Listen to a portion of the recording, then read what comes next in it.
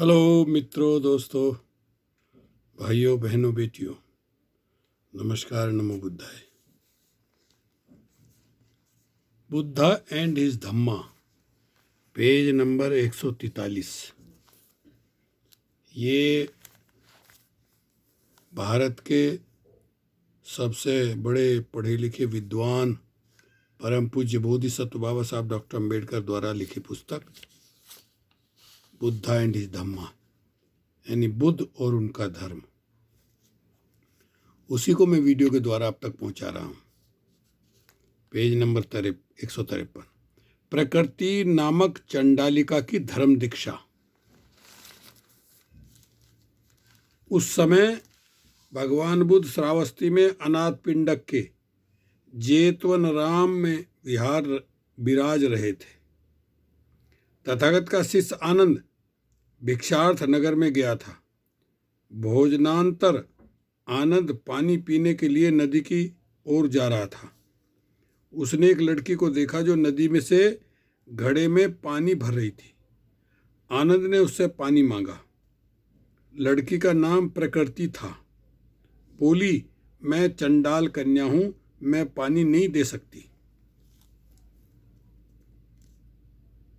आनंद ने उत्तर दिया, मुझे पानी चाहिए, मुझे तुम्हारी जाति नहीं चाहिए।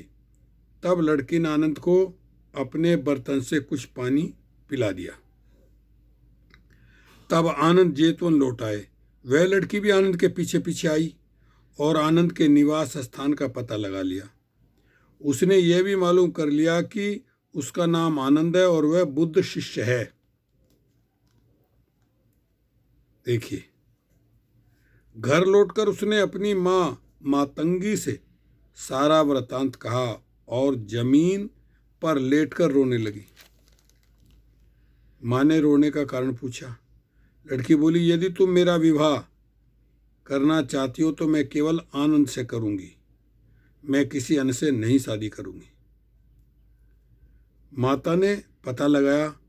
लौटकर लड़की से बोली, विवाह असंभव है क्योंकि आनंद ने ब्रह्मचर्य व्रत ग्रहण कर रखा है। यह बात सुनी तो लड़की बहुत दुखी हुई। उसने खाना पीना छोड़ दिया। वह इसे भाग्य रेखा स्वीकार करने को तैयार न थी। इसलिए उसने कहा, माँ, तुम जादू टोना जानती हो क्या? नहीं तो तुम इस उद्देश्य की पूर्ति के लिए क्यों जादू टोना नहीं करती? माँ बोली, मैं देखूंगी क्या हो सकता है। मातंगी ने आनंद को भोजन के लिए निमंत्रण दिया। लड़की बहुत प्रसन्न हुई। मातंगी ने तब आनंद को कहा कि उसकी लड़की उससे शादी करने के लिए अत्यंत उत्सुक व्याकुल है। आनंद ने उत्तर दिया, मैं ब्रह्मचर्य व्रत ग्रहण कर चुका हूं, मैं किसी भी स्त्री से विवाह नहीं कर सकता। मातंगी बोली, यदि तुम मेरी लड़की से विवाह नहीं करते तो वह आत्महत्या कर लेगी। उसकी तुम्हारे प्रति इतनी अधिक आसक्ति है। आनंद का उत्तर था, मैं असमर्थ हूं।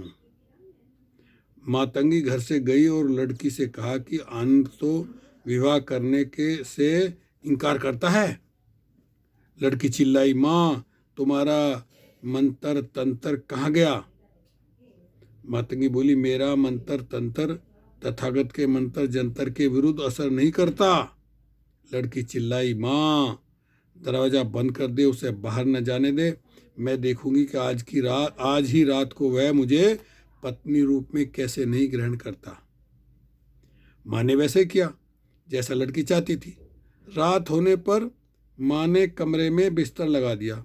लड़की ने अपने आप को अच्छी से अच्छी तरह अलंकृत किया और अंदर आई। आनंद पर इसका कुछ प्रभाव नहीं पड़ा। अंत में माँ ने अपने जादू टोने का प्रयोग किया।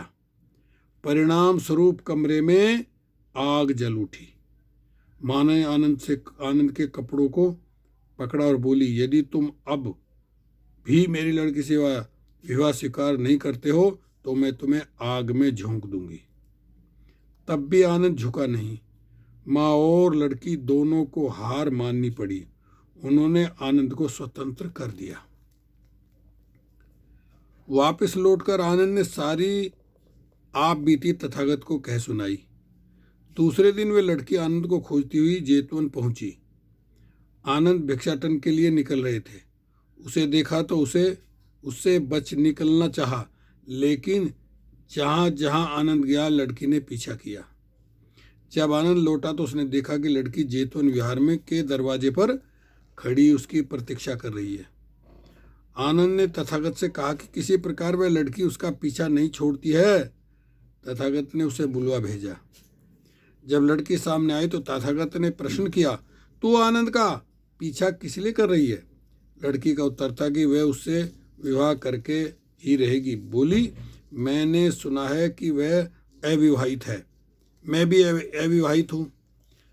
भगवान बुद्ध बोले, आनंद भिक्षु है, उसके सिर पर बाल नहीं। यदि तुम भी उसी की तरह मुंडन करा लो तो मैं देखूंगा कुछ हो सकता है। लड़की बोली, मैं इसके लिए तैयार हूँ। भगवान बुद्ध ने कहा, मुंडन कराने से पूर्व तुम्हें अपनी माँ से अनुमति लेनी होगी। लड़की माँ के पास आई और बोली, माँ, जो तुम नहीं कर सकी वह मैं कर सकती हूँ। क्या? भगवान बुद्ध ने वचन दिया कि यदि तुम मुंडन करवा लो तो वे आनंद से मेरा विवाह कर देंगे। माँ क्रुद्ध होकर बोली, तुम्हें ऐसा नहीं करना चाहिए। तुम मेरी लड़की हो और मैं तुम्हें बाल रखने ही चाहिए। तुम आनंद जैसे श्रमण से शादी करने के लिए इतना क्यों तड़पती हो? मैं किसी अच्छे आदमी से तुम्हारी शादी करा दूंगी। उसका उत्तर था, या तो मैं आनंद से शादी करूंगी या मर जाऊंगी। तीसरी बात होने को ही नहीं है। माँ बोली, तुम मेरा अपमान कर रही हो। लड़की बोली, यदि मैं तुम्हें प्रिय हूं तो जैसा मैं चाहूं वैसा मुझे करने दो। माँ ने अपना विरोध वापस ले लिया और लड़की ने मुंडन करा लिया। तब लड़की तथागत के सामने उपस्थित हुई। बोली, आपके आदेश के अनुसार मैंने अपना मुंडन करा लिया है। तथागत ने कहा, आखिर तू चाहती क्या है? उसके शरीर का कौन सा हिस्सा है जिससे तुम्हें प्रेम है? लड़की बोली, मैं उसकी नाक से प्यार करती हूँ, मैं उसके मुंह से प्यार करती हूँ, मैं उसके कानों से प्यार करती हूँ, मैं उसकी आवाज़ से प्यार करती हूँ, मैं उसकी आंखों से प्यार करती हूँ, मैं उसके चाल से प्यार करती हूँ। तब तथागत बोले, क्या तुम जानती हो कि आंखें आंसुओं का अड्डा मात्र है, नाक सींट का घर है, मुंह में थूक ही भरा रहता है, कानों में मैल ही मैल होता है और शरीर मलमूत्र का खजाना मात्र है। अब स्त्री पुरुष सहवास करते हैं, वे बच्चों को जन्म देते हैं। जहाँ जन्म है वहीं मृत्यु भी है, जहाँ मृत्यु है वहीं दुख भी है। लड़की, मैं नहीं जानता कि आनंद से शादी करके तुम क्या पाओगी। लड़की गंभीरतापूर्वक सोचने लगी और इस परिणाम पर पहुंची कि आनंद से शादी करना बेकार है, जिसके लिए वह मरी जा रही थी। उसने अपना यह मत तथागत पर प्रकट कर दिया। तथागत को अभिवादन कर लड़की बोली, अज्ञान के वशीभूत होकर मैं आनंद के पीछे लगी थी। अब मेरी आंखें खुल गई हैं। मैं उस नाविक की तरह हूँ जिसकी नौका एक दुर्घटना के बाद दूसरे किनारे जा लगे। मैं एक आरक्षित बुद्ध पुरुष की तरह हूँ जिसे सुरक्षा मिल गई है। मैं उस अंधे पुरुष की तरह हूँ जिसे दृष्टि प्राप्त हो गई है। तथागत के ज्ञानामृत ने मेरी निद्रा भंग कर दी है। भगवान, हे प्रकृति, यद्यपि तू चंडाल कन्या है, किंतु तू श्रेष्ठ पुरुषों और स्त्रियों के लिए आदर्श का काम देगी। तू नीच जाति की है सही, लेकिन ब्राह्मण तुझसे शिक्षा ग्रहण करेंगे। न्याय तथा धर्म के पथ से विचलित न होना। मेरी कीर्ति राज सिंहासन पर बैठी हुई रानियों की कीर्ति से बढ़ जाएगी। शादी की बात जाती रही तो वह उसके सामने भिक्षुणी संघ में प्रविष्ट होने के अतिरिक्त दूसरा कोई मार्ग न था। इसने इच्छा प्रकट की तो वह भिक्षुणी संघ में ले ली गई। यूं निसंदेह वह नीचतम जाति की थी। ओके, शुक्रिया। धन्यवाद। देखिए, इस प्रकार इस बुद्धा एंड धम्मा पुस्तक को मैं वीडियो के द्वारा आप तक पहुंचाने का प्रयास करूंगा। समय लगेगा, लेकिन कोई बात नहीं, धीरे धीरे मैं इसे आप तक पहुंचाऊंगा।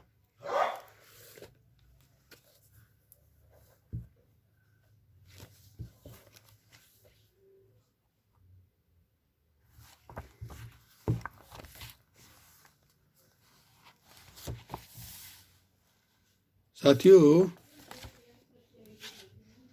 मेरा नाम सत्यपाल बोध है। मैं नेचुरोपैथी का डॉक्टर हूँ। पिछले 32 साल से साउथ अमेरिका के देश बोलीविया में हूँ और यहाँ मैं ये सम्यक कर्म कर रहा हूँ। मेरा प्रयास रहता है कि लोग स्वस्थ रहें, सुखी रहें, दुख से बचे रहें। तो आइए बताते कुछ श्वसन संस्थान के रोग जो सांस के द्वारा होते हैं। हमारे शरीर में श्वसन संस्थान का बहुत महत्व है। ये संस्थान श्वास लेने में हमारी मदद करते हैं, जैसे नाक, गला, फेफड़े तथा श्वास नली। ये अंग हमारे जीवन के आधार हैं। श्वास के रोगों में प्राय जुकाम या प्रतिश्याय, श्वास, दमा, खांसी, पसली चलना, काली खांसी, राजलक, यक्ष्मा या टीबी आदि रोग हैं। प्राकृतिक चिकित्सा के अनुसार इन सभी रोगों की जल चिकित्सा संभव है। आज विज्ञान का युग है, हर बीमारी की दवा तो बन चुकी है, लेकिन आप केवल जल से ही इनका उपचार कर सकते हैं। वैसे एलोपैथी में इन रोगों की अभी कोई कारगर तथा अस्थायी चिकित्सा नहीं है, लेकिन अधिकतर रोगी जल चिकित्सा से बचते हैं क्योंकि उनका इस इलाज में अभी विश्वास नहीं है। उदाहरण के लिए नज़ला या जुकाम को लेते हैं तो यह एक ऐसा रोग है जिससे शायद ही कोई बचा हो। एलोपैथी के डॉक्टर लगभग 50 वर्ष से इस रोग को दूर करने के विषय में खोज रहे हैं, किंतु सफल नहीं हो पाए। इस दृष्टि से आयुर्वेद चिकित्सा तथा जल चिकित्सा दोनों इस रोग को दूर करने में सफल हैं। सोचिए बाप, नज़ला या जुकाम, आइए जानते हैं कारण। साधारणतया सर्दी लगने तथा कब्ज होने की स्थिति में जुकाम हो जाता है। यदि किसी व्यक्ति को कब्ज है और वह नंगे पैर ठंडे पानी में रहता है या जाड़े गर्मी के संधि काल में नग्न पांव चलता फिरता है तो जुकाम की शिकायत हो जाती है। यदि गर्म स्थान को छोड़कर ठंडे स्थान में रहना पड़ता है तो भी जुकाम हो जाता है। बार बार ठंडा पानी पीने, वर्षा के पानी पीने में, भीगने, ऋतु परिवर्तन होने पर, चाय पीकर ठंडी चीजें खाने पर, सोकर उठने पर, पानी पी लेने या स्नान करने पर, व्यायाम करने के बाद स्नान करने पर जुकाम की शिकायत हो जाती है। इस रोग में नाक से श्लेष्मा निकलता है। यदि यह श्लेष्मा ठंड के नीचे चला जाता है तो कफ बन जाता है और खांसी का रोग हो जाता है।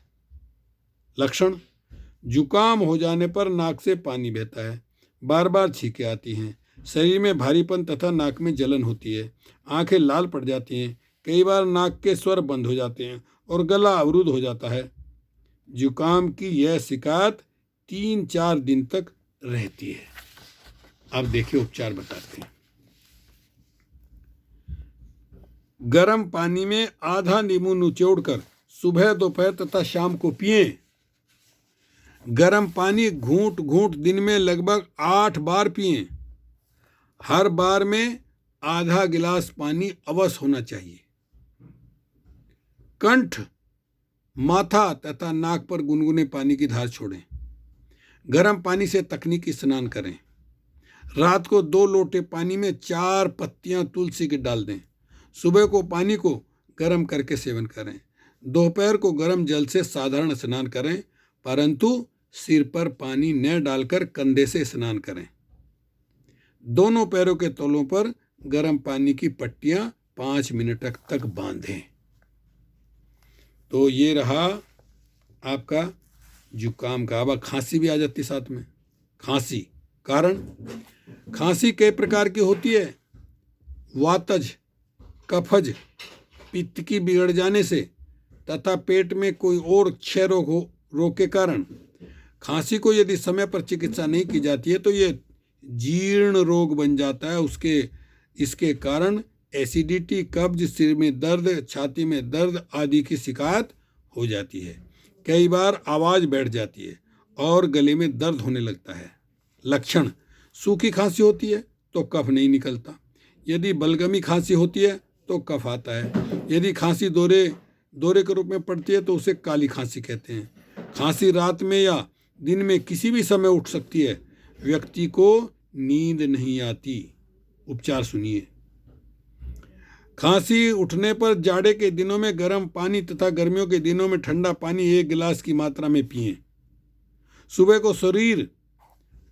को शौच जाने तथा मुंह धोने के बाद आधा चम्मच नमक 1 गिलास पानी में डालकर पी जाएं। पानी पीने के 10 मिनट बाद गले में उंगलियां डालकर उल्टी करने की कोशिश करें। उल्टी करने से कंठ व छाती पर जमा हुआ सारा कफ निकल जाएगा। रोगी को चैन पड़ जाएगी। गले पर गर्म पानी की पट्टी बांधें तथा छाती पर गर्म पानी की सिकाई करें। पानी रबड़ की थैली में भरकर रुक रुक कर सिकाई करें। सिकाई करने की क्रिया 6-7 मिनट से अधिक न करें। सुबह को गर्म पानी से तकनीकी स्नान करें। तो आज हमने जुकाम और खांसी के बारे में बताया। अगली वीडियो में बाकी रोगों के बारे में बताएंगे, उसके लक्षण बताएंगे और आप धीरे धीरे इनको समझ करके और उपाय करें और अपने दूसरे मित्रों को भी मेरी ये वीडियो भेजें, जिससे दूसरों को भी लाभ मिले। ओके, शुक्रिया, धन्यवाद, तलुएगो।